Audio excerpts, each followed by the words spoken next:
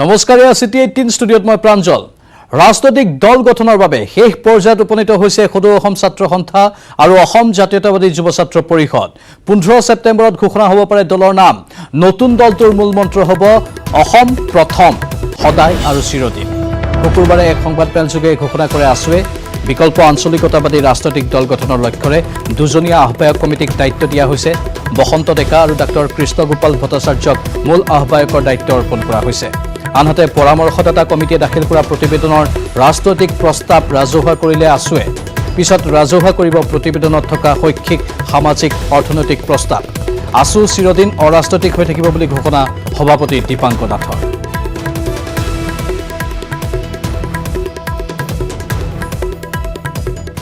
যেটো ৰাজনৈতিক বিষয় এই ৰাজনৈতিক দিশত কমিটিয়ে এটা প্ৰস্তাৱ আগবঢ়াইছে প্ৰস্তাৱ অনুসৰি ছাত্ৰ সন্থা যুৱ ছাত্ৰ পৰিষদে অসমত এটা বিকল্প আঞ্চলিকতাবাদী গণতান্ত্ৰিক ৰাজনৈতিক দল গঠনৰ প্ৰক্ৰিয়াটো আসলতে ঘোষণা কৰাৰ যেটো প্ৰয়োজনীয়তা বা এটো আগবঢ়াই লৈ যোৱাৰ প্ৰয়োজনীয়তাৰ কথা এই পৰামৰ্শদাতা কমিটিয়ে অতি স্পষ্ট ৰূপত উল্লেখ কৰিছে আৰু এই সকলো ৰাজনৈতিক দিশ তেখেতসকলে চালি জাৰি চাই বিভিন্ন ধৰণৰ বিষয় উত্থাপন কৰিছে বিশেষকৈ বিগত সময়ছোৱাত যেটো ক্ষমতা কেন্দ্ৰিক আপোচৰ ৰাজনীতিৰ যোগেদি অসমৰ জাতীয় স্বাৰ্থ জলাঞ্জলি দিয়া হৈছে সেই যেটো তেওঁলোকৰ এটা ক্ষমতা কেন্দ্ৰিক আপোচকামী দৰ্শনৰ বিপৰীতে অসমৰ জনগণক এক প্ৰগতিশীল ৰাজনৈতিক আঞ্চলিক ৰাজনৈতিক যাতে আমি আগবঢ়াই লৈ যাব পাৰোঁ য'ত সমাধানৰ বাট ওলায় য'ত আমি জাতি সত্তাটোক সুৰক্ষিতভাৱে আমি জীয়াই ৰাখিব পাৰোঁ আগবঢ়াই লৈ যাব পাৰোঁ তাৰ কাৰণে তেওঁলোকে শক্তিশালীভাৱে ইয়াত পোষকতা কৰিছে তাৰ লগে লগে জাতীয়তাবাদৰ আদৰ্শত আপোচবিহীন আঞ্চলিক ৰাজনৈতিক এটা আন্দোলন এটো সংগ্ৰামৰ ৰূপত এটা আগবঢ়াই লৈ যোৱাৰ তেওঁলোকে পোষকতা কৰিছে য'ত বিভিন্ন খিলঞ্জীয়া জাতি সত্তা খিলঞ্জীয়া জনগোষ্ঠী চাহ জনজাতি আদিবাসী জনজাতীয় অজনজাতীয় লোক সংখ্যালঘু সম্প্ৰদায় সকলোকে যেটো ইনক্লুচিভ যেটো পলিটিক্সৰ যেটো চিন্তা য'ত বিভিন্ন জাতি জনগোষ্ঠীৰ মাজত সমন্বয়ৰ যেটো পোষকতা কৰি থকা হৈছে হেতুক আধাৰ হিচাপে লোৱাৰ কথা উল্লেখ কৰিছে কাৰণ সাম্প্ৰতিক সময়ত ৰাজনৈতিক দলসমূহৰ তেওঁলোকৰ যেটো মূল এজেণ্ডা ধৰ্মীয় মেৰুকৰণ সাম্প্ৰদায়িক মেৰু বিভাজনৰ যোগেদি ভোট বেংকৰ এটা পৰিৱেশ সৃষ্টি কৰি সমাজত জাতীয় জীৱনৰ যেটো সমন্বয় সেই সমন্বয়ৰ ভেটি থানবান কৰাৰ যেটো চিন্তা সেই চিন্তাক নাইকিয়া কৰি অসমত সমন্বয়ক আধাৰ হিচাপে লৈ যাতে সুস্থ জাতীয়তাবাদৰ আধাৰত যাতে ৰাজনৈতিক এটা যাত্ৰা বা সংগ্ৰাম আগবাঢ়ি যাব পাৰে এই কথা পৰামৰ্শদাতা সমিতিয়ে পোষকতা কৰিছে ক্ষুদ্ৰ ক্ষুদ্ৰ জাতি সত্তাৰ অধিকাৰৰ কথা ইয়াত উল্লেখ কৰিছে তাৰ লগে লগে শিশু মহিলা সকলোৱে তেওঁলোকৰ অধিকাৰ আৰু তেওঁলোকৰ সুৰক্ষা যাতে সুনিশ্চিত হয় এই কথা স্পষ্ট ৰূপত উল্লেখ কৰিছে এই ৰাজনৈতিক দিশটোৰ সন্দৰ্ভত যেটো কথা আমাক ইয়াতে কৈছিলে সেইমতে আমি তেখেতসকলক দায়িত্ব অৰ্পণ কৰিলোঁ ভৱিষ্যতে যেতিয়া দল গঠন কৰিব দল গঠন কৰাৰ পিছত তেওঁলোকে দলীয় ইস্তাহাৰ প্ৰকাশ কৰিব দলীয় কাৰ্যক্ৰমণিকা প্ৰকাশ কৰিব ভৱিষ্যতৰ দিনত যেতিয়া ৰাজনৈতিক বিকল্প এটা দিশত আগবাঢ়িব তেতিয়া সেই সময়ত তেখেতসকলে সেই বিষয়বোৰৰ ক্ষেত্ৰত চিন্তা কৰিব গতিকে আমি সদৌ অসম ছাত্ৰ সন্থাই অৰাজনৈতিক চৰিত্ৰ অক্ষুণ্ণ ৰাখি ভৱিষ্যতৰ দিনত আগবাঢ়ি যাম একেদৰে AJYCPO অৰাজনৈতিকভাৱে আমি বিষয়বোৰত আগবাঢ়ি যাম দৃষ্টিভংগী যদি বেলেগ বেলেগ আছে কিন্তু আপোনালোকৰ উদ্দেশ্যটো একেই আছিল তাৰ বিৰোধী আন্দোলন আনফালে আছুৰ দৰে AJYCPO অৰাজনৈতিক ধাৰা অক্ষুণ্ণ ৰাখিব পোনপটীয়াকৈ ৰাজনৈতিক দলত চামিল হ'ব নোৱাৰো বুলি মন্তব্য পলাশ চাংমাৰ বিকল্প শক্তিত জড়িত হ'লেও অৰাজনৈতিক চৰিত্ৰ থাকিব বুলি কৈ এটা তৃতীয় ৰাজনৈতিক শক্তিৰ প্ৰয়োজন আছে বুলি তেওঁ মন্তব্য কৰে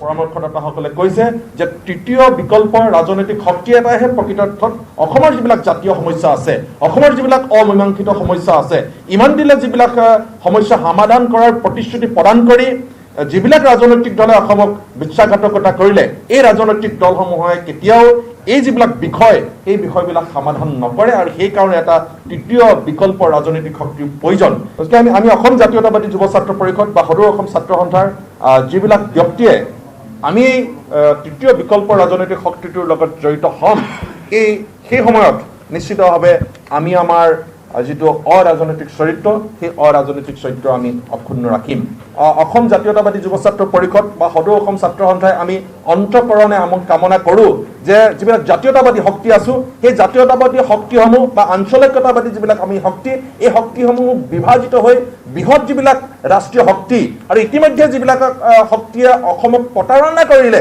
আমাৰ আঞ্চলিক শক্তি বা যিবিলাক সাম্প্ৰদায়িক শক্তি ইতিমধ্যে শাসনত আছে সেই শক্তিসমূহক উৎখাত কৰিবলৈ হ'লে নিশ্চিতভাৱে আমি ঐক্যবদ্ধ হ'বই লাগিব আমি সেই অন্তঃকৰণে সেই কামনা কৰোঁ গতিকে এই কথা আমি পুনৰ কৈছোঁ আমাৰ মাজত তেনেধৰণে কোনো আমি কেৱল মাত্ৰ এটা ৰাজনৈতিক শক্তি গঢ় দিবৰ কাৰণেই ৰাজনৈতিক শক্তি গঢ় দিবলৈ কেতিয়াও আমি হাত নাবাঢ়ো প্ৰকৃতাৰ্থতে এটা তৃতীয় বিকল্প ৰাজনৈতিক শক্তি যি ৰাজনৈতিক শক্তিয়ে এই কেন্দ্ৰৰ যি ৰাজনৈতিক শক্তিয়ে যিবিলাক ৰাষ্ট্ৰীয় ৰাজনৈতিক শক্তিক পৰাভূত কৰিব পাৰিব যি ৰাজনৈতিক শক্তিয়ে আমাক বিশ্বাসঘাতকতা কৰিলে তাক পৰাভূত কৰিব পাৰিব যি ৰাজনৈতিক শক্তিয়ে কেৱল মাত্ৰ ধৰ্মীয় উন্মাদনা সৃষ্টি কৰি এক সাম্প্ৰদায়িক বিয়পাবলৈ চেষ্টা কৰে সেই ৰাজনৈতিক শক্তি পৰাভূত কৰিব পৰাকৈ এক বিকল্প ৰাজনৈতিক শক্তি নিশ্চিতভাৱে অসমত প্ৰয়োজন আছে সেই কথাটো অসম জাতীয়তাবাদী যুৱ ছাত্ৰ পৰিষদে আজি পুনৰবাৰ এই সংবাদমেলৰ জৰিয়তে আমি আকৌ স্পষ্ট কৰিছোঁ কংগ্ৰেছৰ দখলত থকা সমষ্টি মিত্ৰদল AIDF-ক এৰি নিদিয়ে কংগ্ৰেছে দৰঙৰ খাৰুপেটিয়াত অনুষ্ঠিত দলীয় সভাত এই মন্তব্য প্ৰদেশ কংগ্ৰেছৰ সভাপতি ৰিপুণ বৰাৰ বিশেষকৈ দৰং জিলাত কলাইগাঁও দলগাঁও মঙলদৈ চিপাঝাৰ সমষ্টিত কংগ্ৰেছে প্ৰাৰ্থিত্ব দিব বুলি ঘোষণা কৰে ৰিপুণ বৰাই আনহাতে অখিল গগৈয়ে সকলো আঞ্চলিক দল একেলগ হ'লে কংগ্ৰেছ বিজেপি ধূলিসাৎ হ'ব বুলি কোৱা মন্তব্যত প্ৰতিক্ৰিয়া প্ৰকাশ কৰিছে ৰিপুণ বৰাই ৰাজনৈতিক নেতাই নিজৰ দুৰ্বলতা নেদেখুৱাই বুলি মন্তব্য কৰি কৃষক মুক্তি সংগ্ৰাম সমিতিৰ বাবে কংগ্ৰেছৰ দুৱাৰ খোলা আছে বুলি মন্তব্য কৰে ৰিপুণ বৰাই দৰং জিলাৰ আটাইকেইটা সিটতে আমি সুইপ আটাইকেইটা সিট এইবাৰ আমি কংগ্ৰেছ কোনোবাই এটা অপপ্ৰচাৰ চলাইছে এইটো না আৰু আমাৰ দৰং জিলাত চাৰিটা সিটে আমাৰ কংগ্ৰেছৰ যথেষ্ট শক্তিশালী সিট আমি আটাইকেইটাতে জিকিম ইয়াত মিত্ৰদলক দিয়াৰ কথা নাহে ইয়াত নাহে য'ত মিত্ৰদলক দিয়া হ'ব য'ত তেওঁলোকৰ গণভিত্তি আছে য'ত যাৰ গণভিত্তি আমি তেনেকৈ দিম মুঠতে চমু কথা য'ত যাৰ গণভিত্তি বেছি আমি সেই ধৰণেই আমি মাপকাঠি তৈয়াৰ কৰোঁ প্ৰত্যেক ৰাজনৈতিক নেতাই নিজৰ দুৰ্বলতা কেতিয়াও প্ৰকাশ নকৰে এটা সমষ্টিত যদি 10জন প্ৰাৰ্থী উঠে কোনজন প্ৰাৰ্থীয়ে ক'ব মই এবাৰ হাৰিম বুলি কোনোজনে যিজনে 100টা ভোট পাব তেওঁ ক'ব মই জিকিম গতিকে এইটো এটা ক'বই লাগিব তেওঁ আমিতো আমাৰ দুৱাৰটো সকলোৰে কাৰণে খোলা আমি ভাল পাম অখিল গগৈক আমি আহ্বান জনাইছোঁ মইতো ভাষণতো ক'লোঁ আহিলে আমি ভাল পাম আমি দুৱাৰ সকলোৰে কাৰণে খোলা ৰাখিছোঁ গতিকে সেইটো তেওঁৰ ৰাজনৈতিক বক্তব্য কিন্তু গ্ৰাউণ্ড ৰিয়েলিটিটো সুকীয়া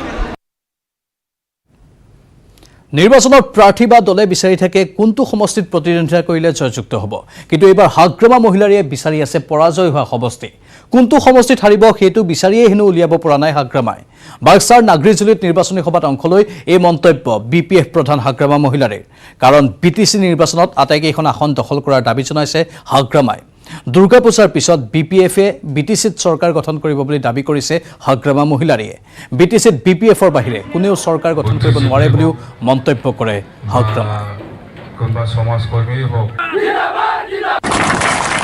আমি আজি পাঁচনাই চেৰপাং ওদালগুৰি মাজবাটৰ পৰা আৰম্ভ কৰি শ্ৰীৰামপুৰলৈকে মই যিখিনি ঘূৰি পেলাই মই যিখিনি পালোঁ বা ৰাইজৰ যিখিনি সহায় পাইছোঁ বা ৰাইজৰ যিখিনি সঁহাৰি পাইছোঁ আমি মানে 40টা সমষ্টিত 40টাই জিকিব নিচিনা লাগি আছে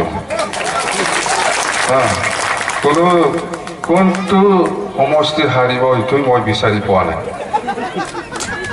কোনটো সমষ্টি হাৰিব সেইটোৱে বিচাৰি পোৱা নাই মই মুঠতে BPF দলে 30ৰ পৰা 30টাতো মিনিমাম ইয়াৰ ওপৰত যাব মুঠতে মই যিটো পালোঁ পাঁচনাইত মই গৈছিলোঁ সেইদিনা ইয়াতো বিৰাট ভাল পাঁচনাই চেৰপাং তাৰমানে মাজবাটৰ ইয়াৰ পিছত ৰৌতা ধনশ্ৰী ভৈৰৱকুণ্ড হৰিচিঙা ননাই চেৰপাং আৰু এইফালে খৈৰাবাৰী খালেংদুৱাৰ ভেৰগাঁও চাপা আৰু আপোনালোকৰ এইফালে ইয়াত আহিল শুক্লাই চেৰপাং এইটোতো নাহাৰে ইয়াৰ পিছত বৰেশ্বৰ এইবিলাক জিকিবই নাগৰিজুলি জিকিবই গৈবাৰী জিকিবই দৰংগাজুলি জিকিবই কোনটো হাৰিব হাৰা চিটটো বিচাৰকচোন এই তামোলপুৰত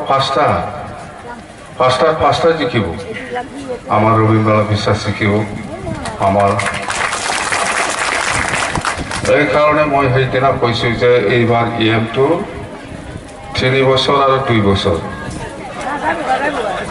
3 বছৰ তাৰমানে ফাৰ্ষ্ট টাইমৰ মই 3 বছৰ দিম আৰু ছেকেণ্ডত 2 বছৰ চবকে দিম এবাৰ বিধায়ক আমিনুল হক লস্কৰৰ মুখত কংগ্ৰেছ AIDF মিত্ৰতাৰ প্ৰসংগ এসময়ৰ শত্ৰু আজি মিত্ৰ হোৱা ঘটনাক নিৰ্লজ্জ আখ্যা ৰাজ্যৰ একমাত্ৰ সংখ্যালঘু বিজেপি বিধায়কজনৰ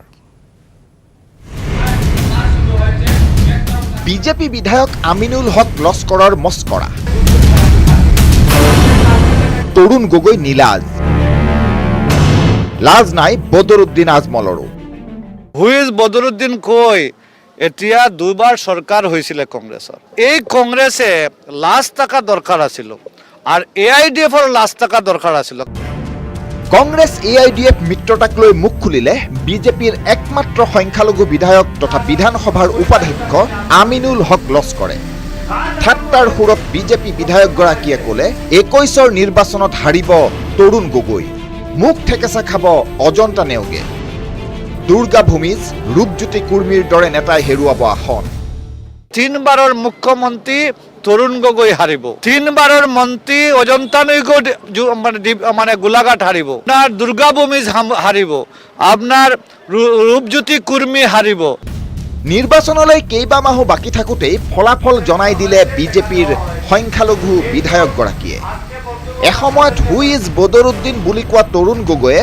আজমলৰ সৈতে হাত মিলোৱাৰ বাবে উজনিত হেনো নিশ্চিহ্ন হ'ব কংগ্ৰেছ 24ৰ পৰা 20লৈ নামিব কংগ্ৰেছৰ আসন AIUDFৰ আসন 13ৰ পৰা বৃদ্ধি হ'ব 15খনলৈ আখৰে আখৰে ফলিয়াব হিমন্ত বিশ্ব শৰ্মাৰ ভৱিষ্যতবাণী 100খন আসনেৰে বিজেপিয়ে গঠন কৰিব চৰকাৰ বিত্তমন্ত্ৰী ডক্টৰ হেমন্ত বিশ্ব শৰ্মা কৈছিলে সিহঁতৰ যেটো প্ৰেডিক্ট কৰে এইটো 100% হয় কংগ্ৰেছৰ আপাৰ আসাম নিশ্চিন্ন হৈ যাব আমি 100টা সিট লৈ ভাৰতীয় জনতা পাৰ্টি চৰকাৰ 2021ৰ চৰকাৰ গঠন হ'ব আমাৰ কাৰণে ভাল কংগ্ৰেছ নিশ্চিন্ন হৈ যাব AIDF হয়তো এতিয়া 12টা আছে 15টা হ'ব AIUDFৰ ইতিহাস ব্যাখ্যা কৰি তাচ্ছিল্য আমিনুল হক লস্কৰৰ বিজেপিক বিৰোধিতা কৰিবলৈ গঠন হোৱা নাছিল AIUDF কংগ্ৰেছৰে বিৰোধিতাৰ বাবেহে আজমলে গঠন কৰিছিল দল সেই দুয়ো দল এতিয়া একেলগ হৈ বিজেপিৰ বিৰুদ্ধে যুঁজিবলৈ ওলোৱা কাণ্ডক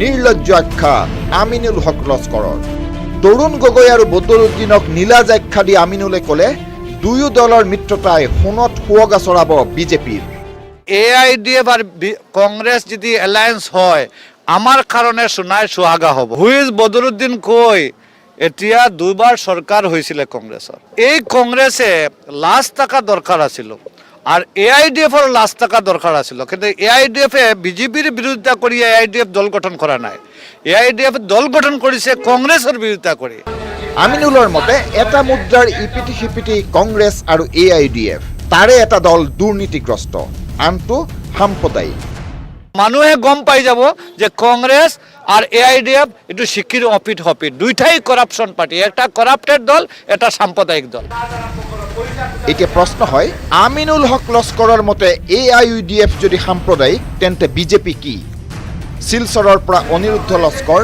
নিউজ 18 অসম নৰ্থ ইষ্ট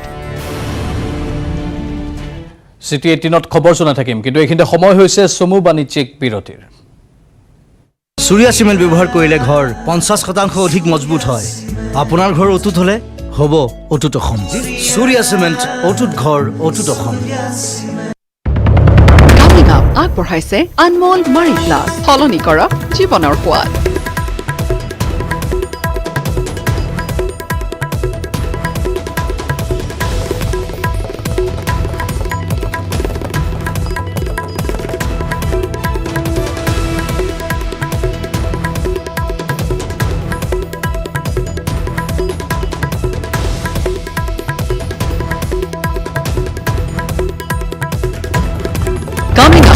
আগবঢ়ালে আনমোল মাৰি প্লাছ সলনি কৰক জীৱনৰ সোৱাদ প্ৰধানমন্ত্ৰী আৱাস গৃহ প্ৰদানৰ নামত পঞ্চায়ত কাৰ্যালয় আৰু প্ৰতিনিধিৰ জৰিয়তে ব্যাপক দুৰ্নীতি হোৱাৰ অভিযোগ এতিয়া সৰ্বত্ৰে।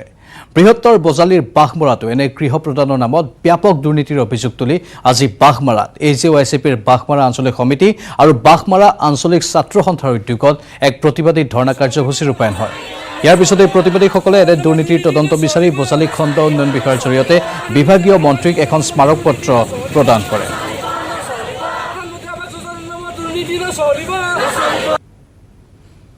যিখন হিতাধিকাৰীৰ তালিকা প্ৰকাশ পাইছে আমি দেখিছোঁ ব্যাপক দুৰ্নীতি সংঘটিত হৈছে। কেঁচা ঘৰত থকা হিতাধিকাৰীৰ নামৰ বিপৰীতে অধিক সংখ্যক পকী ঘৰত থকা হিতাধিকাৰীৰ নাম অন্তৰ্ভুক্ত হোৱা আমি দেখিছোঁ আৰু বহু সংখ্যক কেঁচা ঘৰত থকা হিতাধিকাৰীৰ নাম এই তালিকাৰ পৰা বাদ পৰি গৈছে। অসম চৰকাৰক জনাই দিব বিচাৰিছোঁ যে ইয়াৰ এক উচিত তদন্ত হ'ব লাগে। বাক্সাৰ পমুৱা পথাৰ গাঁৱত কেইজনমান শিশুৰ শাৰীৰিক চৰ্চা, বিশেষ শাৰীৰিক অনুশীলনত ব্যস্ত শিশুসকল। এতিয়া ভাইৰেল হৈছে শিশুসকলৰ এই শাৰীৰিক ব্যায়ামৰ দৃশ্য। কৰোনা কালত এনেদৰে শাৰীৰিক অনুশীলনত ব্যস্ত শিশুসকল। এয়া বাক্সাৰ পমুৱা পথাৰ গাঁৱৰ দৃশ্য দেখুৱাইছোঁ। কেইজনমান বিশেষ শিশু যিসকলে এনেধৰণে শাৰীৰিক চৰ্চা কৰিছে। এই শাৰীৰিক অনুশীলনত ব্যস্ত থকা শিশুসকলৰ দৃশ্য ইতিমধ্যে ভাইৰেল হৈছে।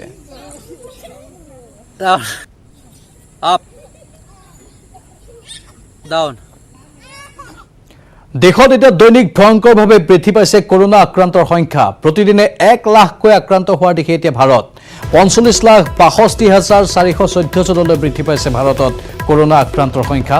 বিগত 24 ঘণ্টাত সৰ্বাধিক 96,551 জন আক্ৰান্তক চিনাক্ত কৰা হৈছে। বৰ্তমানলৈ কৰোনাই প্ৰাণ ল'লে 76,271 জনৰ। এদিনতে মৃত্যু 1,209 জন কৰোনা ৰোগীৰ। আমেৰিকাৰ পিছতে দ্বিতীয় স্থানত আছে ভাৰতবৰ্ষ। ক্ৰমাগত 10 দিন ধৰি মৃত্যুৰ সংখ্যা 1000ৰ ওপৰত আছে ভাৰতত।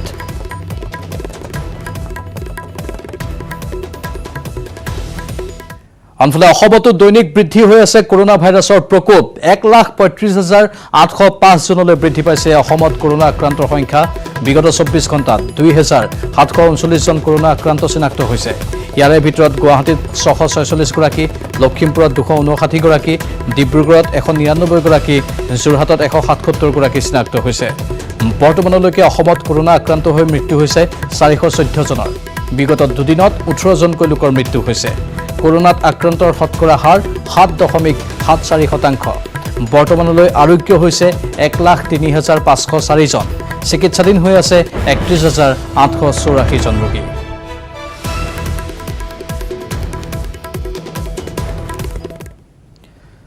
ৰাজ্যৰ আঞ্চলিক ৰাজনীতিত এতিয়া নিমিলা অংক।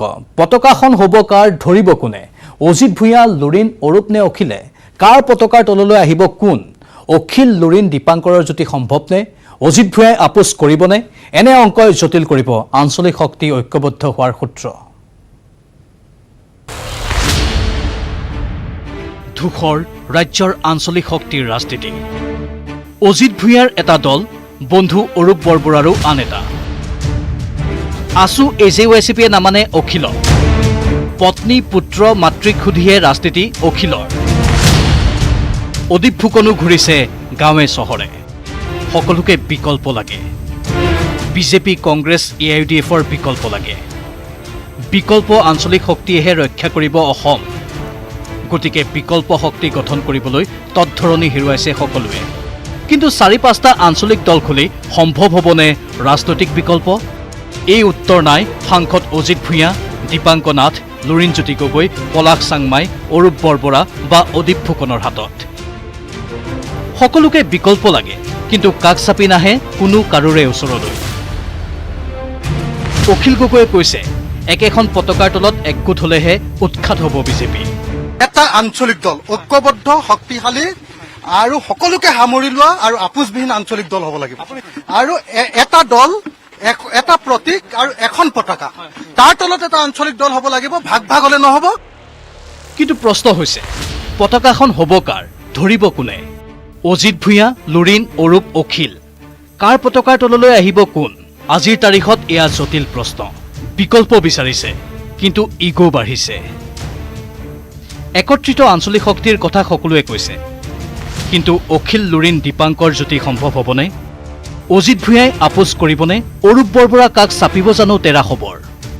বহুধা আঞ্চলিক শক্তিয়ে বিজেপি বা কংগ্ৰেছকে লাভৱান কৰিব ঠিকেই, কিন্তু জটিল প্ৰশ্নটো হ'ল অখিলে কোৱা পতাকা আৰু ছাতিটো হ'ব কাৰ? কোন আহিব কাৰ ছাতিৰ তললৈ? তাৰ ওপৰতে নিৰ্ভৰ কৰিব বিকল্প আঞ্চলিক শক্তিৰ সফলতা বিফলতা আৰু ভৱিষ্যত। News desk, news 18 Assam north east. এইবাৰ ক'ব বিচাৰিছোঁ এখন পৰিষ্কাৰ নগৰৰ লেতেৰা কাহিনী। স্বচ্ছ সৰ্বেক্ষণ আঁচনিৰ অধীনত স্বচ্ছ নগৰ হিচাপে লাভ কৰিছিল স্বীকৃতি, কিন্তু আৱৰ্জনাৰে ভৰা এই নগৰখন।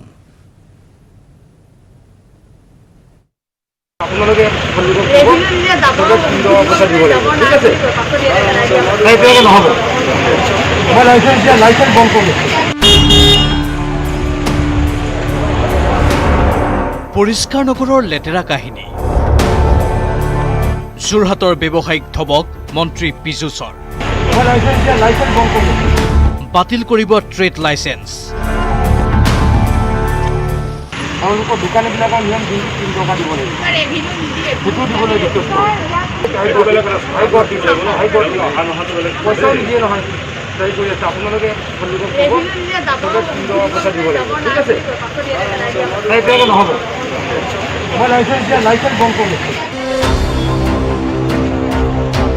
কিন্তু কিয় হঠাৎ খঙত টিঙিৰি তোলা হৈ পৰিল মন্ত্ৰী পীযুষ হাজৰিকা? কেইদিনমান পূৰ্বে যোৰহাট নগৰক উত্তৰ পূৰ্বাঞ্চলৰ ভিতৰতেই পৰিষ্কাৰ নগৰ ৰূপে ঘোষণা কৰিছিল কেন্দ্ৰীয় চৰকাৰে। ভাৰত চৰকাৰৰ স্বচ্ছ সৰ্বেক্ষণ 2020ৰ বাবে যোৰহাট নগৰে উত্তৰ পূব ভাৰতৰ ভিতৰত 50,000ৰ পৰা 1 লাখ জনসংখ্যাৰ নগৰৰ ভিতৰত লাভ কৰিছিল শ্ৰেষ্ঠ স্বচ্ছ নগৰৰ স্বীকৃতি। কিন্তু সম্পূৰ্ণ ওলোটা যোৰহাট নগৰৰ বাস্তৱ ৰূপটো। ইয়াৰ প্ৰমাণ এয়া আৱৰ্জনাৰে ভৰা যোৰহাট নগৰ। জাবৰৰ দমে দমে চৰিছে গৰু। সেয়ে স্বীকৃতি পোৱাৰ পাছতেই তৎ নোহোৱা হৈছে বিভাগীয় মন্ত্ৰী। ইয়াৰ পাছত প্ৰশ্ন হৈছে, কেৱল কাগজে পত্ৰহে চলিছে নেকি স্বচ্ছ সৰ্বেক্ষণ 2020 আঁচনি? কিন্তু যোৰহাট নগৰৰ এই কদৰ্যময় পৰিৱেশৰ বাবে আচলতে দায়ী কোন? স্বয়ং নগৰ পৰিষ্কৰণৰ দায়িত্বত থকা NGOৰ কৰ্মচাৰীয়ে আৱৰ্জনাময় আৰু দুৰ্গন্ধময় কৰি তুলিছে যোৰহাট। যিসকলে জাবৰ উঠাবলৈ আহে তেওঁলোক সৰু সৰু বাচ্চা, মানে বিল' 18 ইয়াৰ্ছ, আৰু তেওঁলোকে কাৰো কথাও নুশুনে, কাৰো কথা নুশুনে। তেওঁলোকক আপুনি যদি এটা কথা ক'ব তেওঁলোকে 4টা কথা কয়। আমি সেইকাৰণে একোৱেই নকওঁ।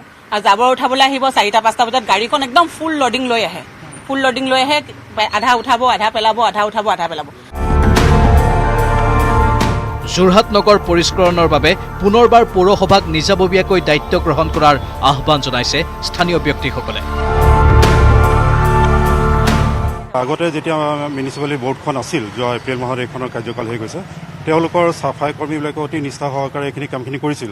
জাবৰখিনি ৰাতিপুৱাই ধৰি লওক তেওঁলোকে উঠাই লৈ গৈছিল। তেওঁলোকে সকলোৱে ধৰি লওক ক'বলৈ বিচাৰে যে আগৰ যিহেতু পৌৰসভাৰ যিটো ব্যৱস্থা আছিল, তেওঁলোকে যেনেধৰণে ৰাতিপুৱাই ধৰি লওক জাবৰবিলাক ধৰি লওক ইয়াত চাফাই কৰি আৰু জাবৰবিলাক ধৰি লওক গাড়ী আহি পেলাই ধৰি লওক জাবৰবিলাক সংগ্ৰহ কৰি তেওঁলোকে লৈ গৈছিল, সেই কাৰ্যটো ধৰি লওক পুনৰাই ধৰি লওক ইয়াত বলবৎ হ'ব লাগে।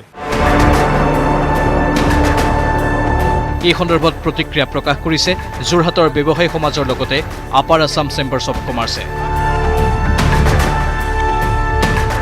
মোৰ ডেইলি মিউনিচিপালিটি মানে গ্ৰুপ আছে আমাৰ, তাত ডেইলি তেনেকুৱা কমপ্লেইন পাওঁ, 7 দিনলৈকে নাই, 10 দিনলৈকে নাই। আমি ৰাস্তাতে পেলাবলগীয়া হয়, তেতিয়া আমি কিহৰ টকা দিম? আৰু তাৰপাছত মই চালোঁ তাত হোলচেল বুলি লিখা আছে 500 টকা। আপোনাৰ মই কৈছোঁ কাপোৰ আৰু পাইকাৰী এটা আছে 200 টকা।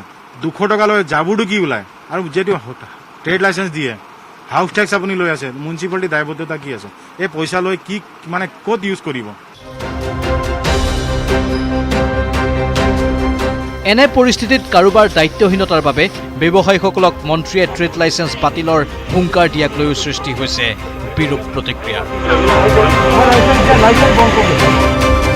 যোৰহাটৰ পৰা গৌতম বৰাৰ report, news 18 Assam north east. চিটি 18ত পুনৰ সময় হৈছে বাণিজ্যিক বিৰতিৰ। চুৰিয়া চিমেণ্ট ব্যৱহাৰ কৰিলে ঘৰ 50% অধিক মজবুত হয়। আপোনাৰ ঘৰ অটুট হ'লে হ'ব অটুট অসম। চুৰিয়া চিমেণ্ট, অটুট ঘৰ, অটুট অসম।